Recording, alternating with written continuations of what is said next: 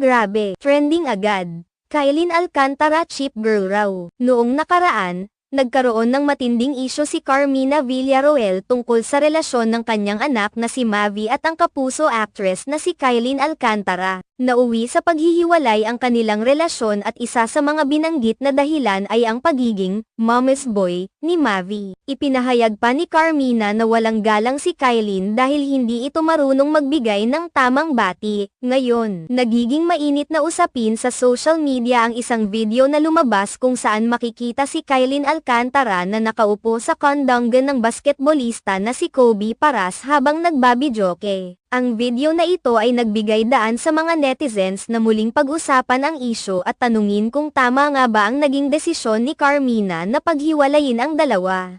Maraming netizens ang nagsasabi na tila hindi na surprising ang desisyon ni Carmina, na parang sinasabi nilang tama lang ang